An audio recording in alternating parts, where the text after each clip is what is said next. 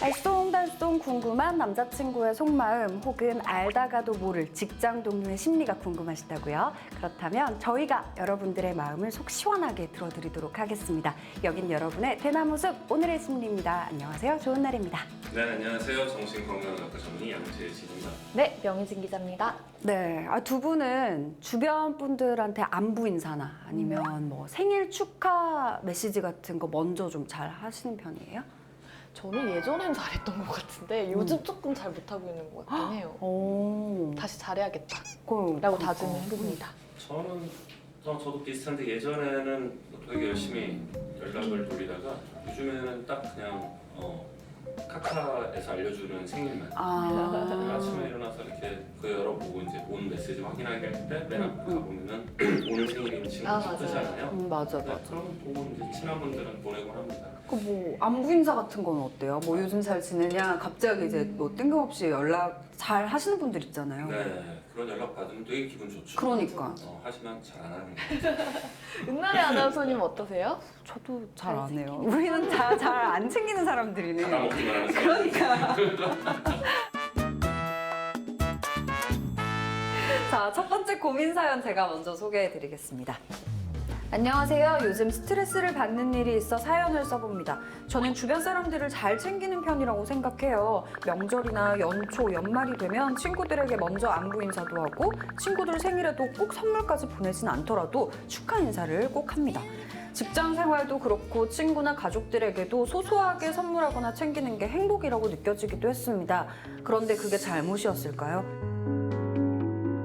취미로 쿠키를 조금 구웠는데 제가 생각해도 정말 잘 구운 것 같아서 팀원들 나눠주려고 넉넉하게 구워서 포장을 해 선물을 했습니다. 고맙다고 잘 먹는 팀원도 있었는데 몇 날 며칠 자리에 그대로 두는 팀원들도 있더라고요. 왜 안 먹느냐고 물어볼 수도 없고 결국 대청소나 쓰레기통으로 들어가는 걸 봤는데 기분이 좋지 않았습니다. 그리고 제가 제 성격을 고민하기 시작한 건 바로 제 생일날이었어요. 얼마 전이 제 생일이었는데요. 저는 메신저에 친구 생일이라고 뜨면 바로 축하도 해주고 선물도 보내고 하는데 제 생일이 되면 아무런 축하도 없는 경우가 많더라고요. 몰라서 그랬을 수 있다고 쳐도 서운함이 몰려오네요. 누군가를 챙기는 게 행복하긴 하지만 저 혼자 챙기는 것 같아서 속상한 이 마음, 제가 이상한가요? 아니, 제가 고민 사연을 좀 들어보니까 좀 안타까운 부분이 있어요.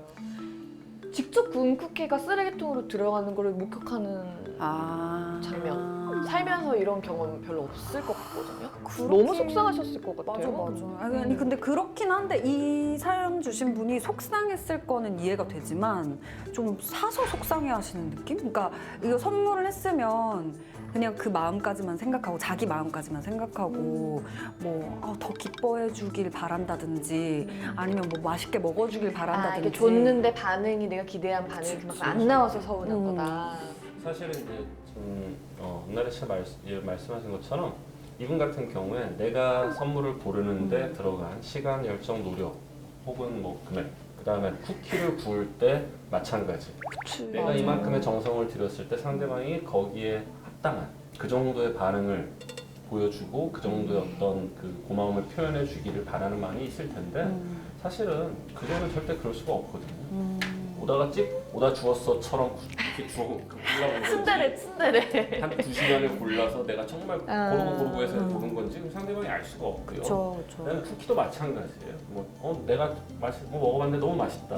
너무 내가 생각해도 잘 구워서 넉넉하게 해서 우리 팀원들한테 나눠줘야 되겠다라고 이렇게 다 또 이게 뭐라지? 소포장. 네, 소포장을 다 했을 거라고요. 네. 얼마나 시간도 많이 걸리고 굉장히 에너지를 많이 쓰는 일이에요. 근데 쿠키를 좋아하는 사람은 고맙다고 잘 먹겠지만 단 거 싫어하거나 쿠키 싫어하는 분들은 내가 고마워요 잘 먹을게요 하고 놔뒀다 까먹을 수 있는 거거든요. 다이어트 하시는 분 계실 네, 수도 있고. 그럴 수도 있고. 일단은 뭐 받는 사람과 주는 사람 입장이 다르기 때문일 수가 있고요. 또 하나는 이 사연을 보내신 분 같은 경우에는 이거를 그러면 내가 열받으니까 내가 서운하니까 안 해야지. 근데 그렇게 누군가의 생일 축하를 안 하거나 선물을 안 줬을 때 오히려 불편할 사람은 사연을 보내신 분일 가능성이 크단 말이에요. 이분 같은 경우에는 누군가를 위해서 하는 어떤 선물 아니면은 뭐 축하 메시지 뭐 등등등 안부 문자 뭐 이런 것들이 남을 위해서 하는 것처럼 보이지만 사실은 그렇게 하지 않을 때 내 마음이 불편하기 때문에 그렇게 계속 해왔을 가능성이 큰 분이거든요. 그래서 이분 같은 경우에는 뭐 안타깝긴 하지만 이분은 첫째는 내가 준 만큼 돌려받기를 바라는 마음이 없어야 될 것 같아요. 본인도 알고 있어요. 안 그래야 되는데 계속 서운한 마음이 있는 거거든요. 그리고 또 하나는 내가 불편해서 하는 거기 때문에 주는 것에서 자꾸 선물을 챙기는 것을 행복이라고 느낀다라고 했는데 거기서 끝나셔야 돼요. 결국에는 그렇게 하는 행위가 날 위해서 하는 행위고 그게 마음이 편안해지고 행복해지는 게 날 위해서 그런 거기 때문에 그걸 가지고 왜 상대방들이 이럴까요? 라는 거기까지 넘어가시면 본인만 힘들거든요. 근데 갑자기 생각이 든 건데 왜 선물을 주는 것에서 행복을 느낀다라고 하는 사람들은 진짜 단순히 주는 행위로 인해서 행복해지는 게 아닌 것 같아요. 그쵸? 어떻게 받으려고 주는 거예요. 아니 받으려고는 아닌데, 그러니까 내가 딱 줬을 때, 야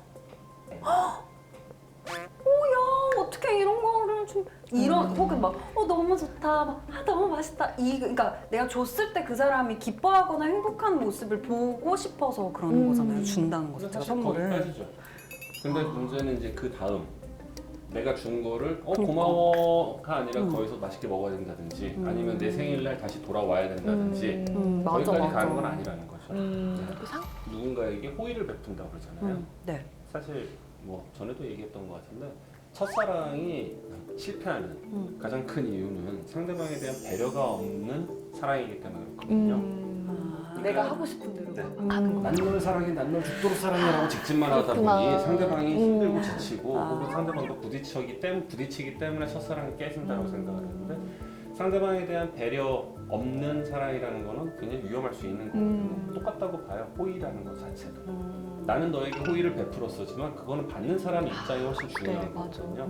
상대방이 호의라고 느껴야 호의인 거지 상대방이 원하지 않는 행위, 원하지 않는 선물을 줘놓고 그런 행동을 해놓고 난 너에게 호의를 베풀었다라는 거는 자기중심적인 생각이지 그건 진짜로 상대방을 위한 게 아니거든요. 그러면은 원치 않은 호의를 받으면 좀 당황스러울 때 있어요. 그래서 이분 같은 경우에는 맞아. 좀 기본적으로 그냥 본인이 얘기하신 대로 그거를 준비하는 과정 선물 살 때 사실 제일 기쁠 때는 뭘 고르지? 하면서 상대방이 이걸 받았을 때 좋아할까? 깜짝 놀랄까? 막 맞아. 그런 상상을 하고 그런 기대를 할 때가 제일 즐거워요. 맞아요. 그 과정에서 느끼는 행복 그리고 상대방이 편하게 줬을 때 정말 고마워하는 친구가 있다면 그 상대방의 그런 반응 가지고 거기서 행복으로 느끼는 걸로 끝냈으면 좋겠어요. 그러니까 이분은 어쨌든 주는 걸 좋아하는 분이니까 마음을 비워라. 그렇죠. 사실 주는 걸 좋아한다기보다는 그런 걸 안 챙기면 본인이 불편한 성향일 가능성이 크기 때문에 그럼 안 줘야지. 다음부터 주나 봐라. 그리고 근데 만약에 친구 생일을 하루라도 지나서 맞다 어저께 내가 안 보냈지 하면 그때부터 마음 불편해질 수 있기 때문에 근데 저는 조금 이 선물을 줬을 때 반응들이 약간 일반적이진 않은 것 같은 데서 좀 느끼는 건데 사연 보내신 분한테는 좀 죄송한데 뭔가 서운했던 게 있었을 거야. 그 전에 예를 들어 내가 너무 힘들고 뭔가 필요로 했을 때 안 도와주고 그냥 선물만 준 거야. 네, 다음 소설. 네, 다음 소설. 아니요, 그래서 나 일을 안 해. 안 하고 막 이래놓고 막 쿠키 주면은 사람들이 싫어할 수 있지. 저희 아침이라고 이번 고민 사연을 알면 아는 대로 또 모르면 모르는 대로 어려운 연애 심리 사연 시간입니다. 네. 원장님이 고민 사연 먼저 해주실까요? 오. 예. 안녕하세요. 저희는 사내 연애를 하고 있는 커플입니다. 몰래 비밀 연애를 하는 것은 아니지만 널리 알릴 얘기도 아니라 그냥 가까운 직장 동료들만 이 사실을 알고 있어요. 사내 연애를 해서 다른 불편한 건 없는데 공통 지인이 많다 보니 조금 스트레스가 되는 문제가 있더라고요. 바로 제 여자친구의 취미생활인 SNS입니다. 제 여자친구는 SNS를 정말 열심히 합니다. 가끔 뭐 홍보해달라고 제품 협찬이 들어오기도 하고 음식점도 몇 번 협찬 개념으로 같이 가기도 했습니다. 여자친구 취미생활로 공짜로 맛있는 것도 먹는 것까지는 좋았는데 문제는 SNS를 너무 열심히 해요. 식당에 가서 음식이 나오면 오빠 잠깐만 손 좀 치워봐. 사연 씻고 잠깐만 이거 올라가서 찍어야 되는데. 다 됐어? 아니 잠깐만 나 한 장만 더 찍을게. 항공샷. 항공샷은 이렇게. 이제 오빠 먹어. 아예 자리에 서서 항공샷을 찍고 이리 찍고 저리 찍고 하더니 업로드하느라 음식은 뒷전입니다. 이뿐만이 아닙니다. 데이트를 할 때면 장소를 옮길 때마다 사진을 찍어서 업로드하는 게 일인데요. 누가 좋아요나 댓글을 누르면 알람이 뜨잖아요. 그때마다 접속해서 내용을 확인하느라 제가 혼자 노는 건지 데이트를 하는 건지 서운하기도 합니다. 그래도 사실 여기까지는 이해하려고 했습니다. 한동안 이러고 말겠지 하는 마음도 있었거든요. 문제는 회사 사람들이 저희가 주말에 어디 코스에서 데이트를 했는지 다 안다는 거였어요. 그냥 하는 얘기일 수도 있지만 제 입장에서는 그게 스트레스더라고요. SNS에 중독된 저 여자친구 대체 왜 이러는 걸까요? 진짜 저희가 지금까지 고민 사연 속에서 SNS 이야기 되게 많이 나왔잖아요. 그쵸. 되게 우리 생활하고 되게 밀접하게 네. 된 게 SNS인데 이렇게까지 막 뭐 중독이다 이런 SNS에 집중된 사연은 처음인 것 같아요. 네. 어떻게 뭐 우리 나래 씨하고 희진 씨는 본인이 SNS 중독이라고 생각하시나요? 일단 희진 씨는 아닌 것 같아요. 제가 왜요? 우리 인스타그램 친구인데 그렇게 그 업데이트가 잦진 않아요. 저는 아닌 것 같은데, 그러니까 그렇게 막 열심히 보진 않아요. 그냥 내가 뭘 올렸다 그러면 그때부터는 좀 열심히 봐요. 뭐 하트도 얼마나 왔는지 뭐. 근데 내가 안 올렸다 그러면 한 3, 4일은 안 올리고 있을 때도 있으니까 중독은 그치. 아니에요. 네, 나래 씨는 약간 기복이 있어요. 두 분 다 막판을 기복? 하는데 기복? 올라올 때 쫙 올라오다가 한동안 잠수했다가 네. 그러니까 그땐 잘 안 켜는 거예요. 아, 난 꾸준한 정말 스타일. 희진 씨는 꾸준히 꾸준한 뜨문뜨문 스타일. 올라가요. 맞아. 그 원장님이 제일 열심히 하시는 거. 그러게. 사실 두분다 중독일 수가 없는 게 그러게. 제가 막판하는 분들 중에서 빈도수가 올린 업로드 빈도수가 굉장히 낮은 분들 중이기 때문에 그렇죠.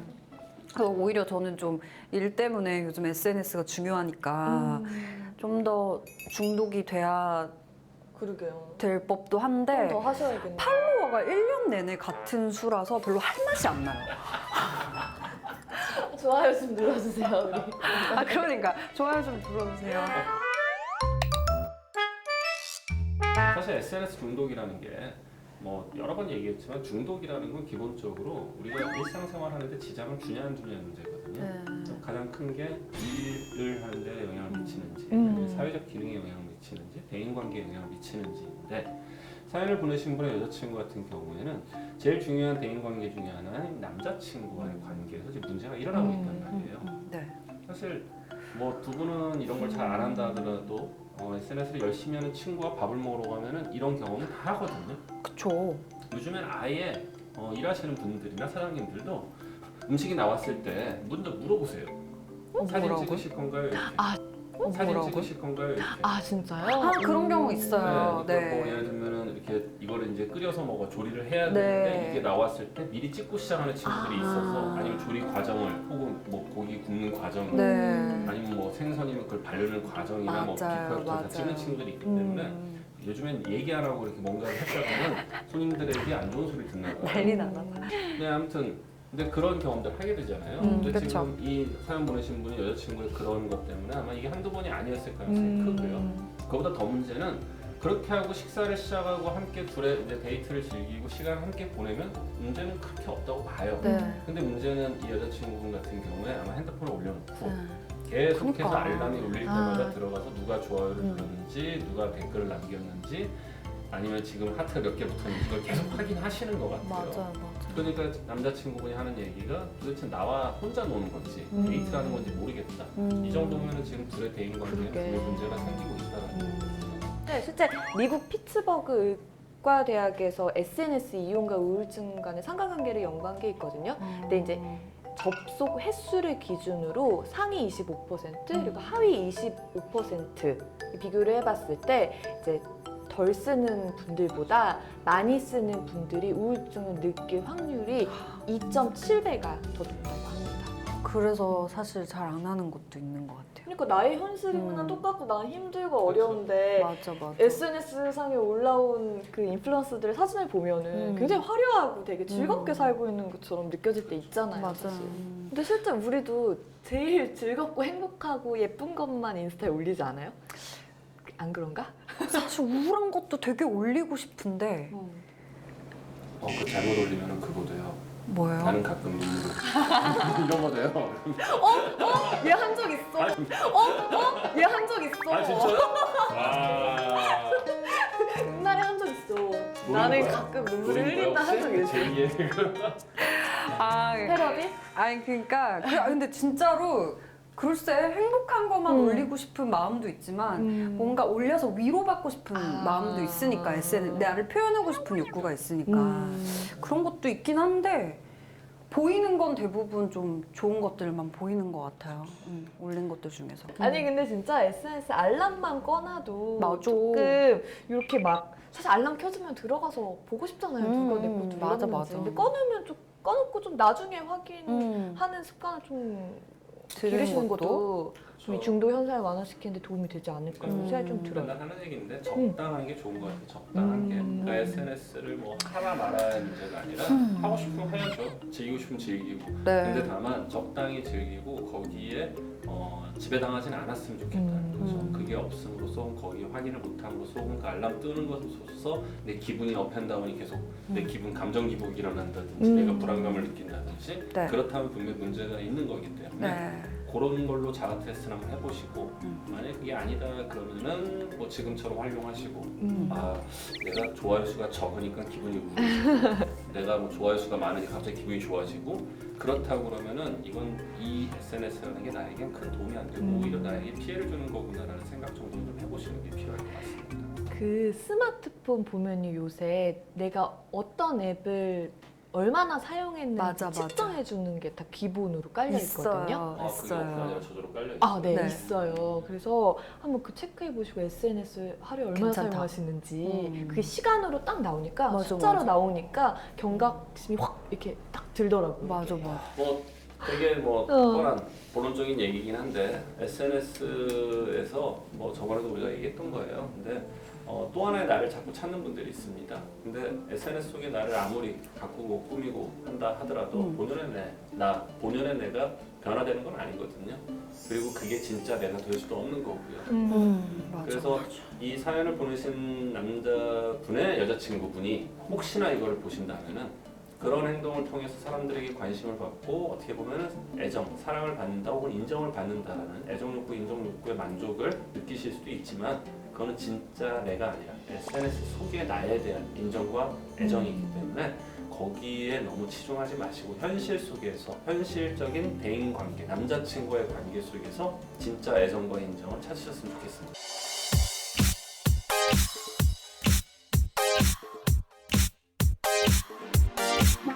자, 오늘도 여러분들의 고민 사연 만나보러 출발해보죠. 네, 오늘 고민의 첫 번째 사연 바로 성인 ADHD입니다.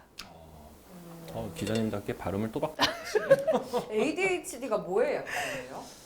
ADHD가요, Attention Deficit Hyperactivity Disorder. 과잉 주의력 결핍, 과잉 행동 장애라는 뜻이죠. 원래는 ADHD가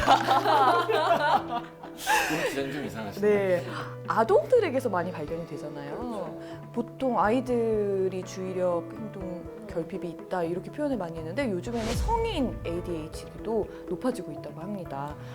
건망증이 좀 심해지고 주의가 좀 산만해지고 이런 느낌을 호소하시는 성인분들이 많다고 하는데요. 일에 집중을 좀 못하고 효율이 떨어질 때 아, 내가 ADHD인가? 라고 고민하시는 분들도 계시지만 이게 그냥 이렇게 넘어가시는 분들도 계시다고 하더라고요. 이게 내가 넘어가네 막 이렇게. ADHD인지 뭔지 모르고 네, 그리고 그냥 뭔가 상담을 받아보거나 뭐 치료를 받아야겠다까지 생각하시는 분들이 거의 안 계시다고 해요. 그래서 점점 성인 ADHD가 늘어나고 있다고 하는데 좀 제대로 좀 ADHD가 뭔지 알아보고 싶어서 제가 오늘 키워드로 준비를 해봤습니다.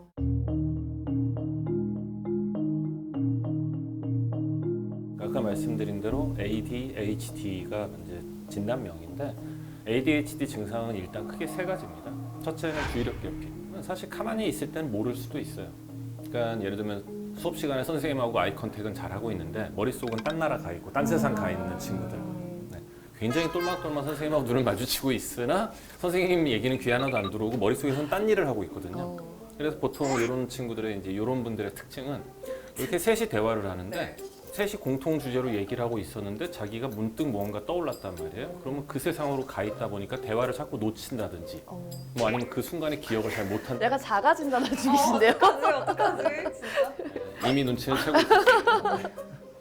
그래서 이런 주의력 결핍이 이제 특징 증상 중에 하나고요. 두 번째 증상이 과잉 행동이죠. 요거는 보통 이제 그 초등학교 정도, 유치원이나 초등학교에서 많이 나타나는 건데 수업 시간에 가만히 앉아 있지 못하고 왔다 갔다 한다든지 몸을 가만히 못 두는 친구들 있잖아요. 그리고 이제 그 쉬는 시간 같은 경우에 책상 위로 날아다니거나 막 우두두두 이렇게 그 고양이를 밤에 하는 것처럼 이렇게 뛰어다닌다든지 나다는. 뭐 그런 모습을 보이는 이런 것들이 이제 과잉 행동. 그 다음에 세 번째 같은 경우가 이게 제일 중요한 증상인데 충동 조절에 어려움이 있어요. 막 찔리죠. 어려움이 있어요. 막 찔리죠. 그러니까 이 친구들의 특징은 그러니까 무언가 하고 싶을 때 참지를 못해요. 그래서 보통 유치원이나 어린이집, 유치원, 초등학교에서 문제가 되는 게 예를 들어서 유치원 같은 데서 애들이 좋아하는 장난감이 하나가 있을 때 그걸 가지고 놀려고 애들이 순서를 기다리고 있는데 이 친구는 그런 걸 못 참아요. 그러니까 내가 갖고 싶으면 가서 확 갖는다든지 그 다음에 이제 이렇게 과격하게는 드러나지 않는다 하더라도 아까 말한 대로 대화 중에 셋이 공통 주제로 얘기를 하는데 머릿속에서 뭔가 불현듯 떠올랐을 때 이게 좀 있으면 내가 까먹을 것 같으니까 뜬금없이 갑자기 그 얘기를 합니다. 그래서 대화의 흐름을 맥을 끊는다라든지 아니면 엉뚱한 얘기를 하게 되는 경우들이 많아요. 그래서 주의력 결핍, 과잉 행동, 충동 조절의 어려움 이 세 가지가 ADHD의 기본적인 증상이에요. 세 가지. 사실 이제 우리가 ADHD라고 하는 거 이 세 가지 증상이 다 있는 경우는 남녀를 봤을 때 남자 아이들에게서 좀 더 많이 나타나고요. 여자 아이들 같은 경우에는 과잉 행동이 없이 그냥 ADD라고 그러는데 주의력 결핍, 그다음 충동 조절의 어려움만 있는 증상을 보이는 경우가 많습니다. 그래서 아까 우리 좋은 날의 아나운서가 다행이다 했지만 다행이 아닌 게 왜요? 여성에서는 여자아이들에서는 과잉 행동이 있는 경우가 되게 드물어요. 그냥 이제 우리가 궁금한 거 있어요. 근데 그 성인 ADHD는 갑자기 생기는 거예요? 아니죠. 어렸을 때부터 있었는데 그렇죠. 소아청소년기에 ADHD가 있던 친구들이 이제 나이를 먹고 성인이 되면서 그 증상이 안 없어지고 남아 있는 거예요. 이게 재밌는 게 과거에는 이런 ADHD를 진단받은 사람들 중에서 대략 한 20% 정도만 성인형 ADHD로 가고 성인이 지나면서 80% 정도는 저절로 증상이 좋아진다라는 의견들이 많았는데 최근 몇 년 전부터 의견이 달라졌어요. 네, 이제는 그 어렸을 때 ADHD 진단을 받았던 사람 중에서 대략 한 60% 이상이 성인형 ADHD로 그대로 유지가 된다라고 이런 식으로 얘기를 하고 있죠. 너 또 다른 생각했어 근데 너 또 다른 생각했어 근데 원장님 말씀하신 그죠? 그 앞에를 못 들었어. 이거 진짜 심각한 거 아니에요? 그러니까 이런 느낌이 있잖아요. 이렇게 내 앞에 있는데 영혼은 가출한 느낌 있잖아요. 갑자기 막 너가 아까 희진 씨가 화장실에서 머리 잘 됐다 그랬거든요. 그 생각하고 너무 다른 생각을 너무 없어요.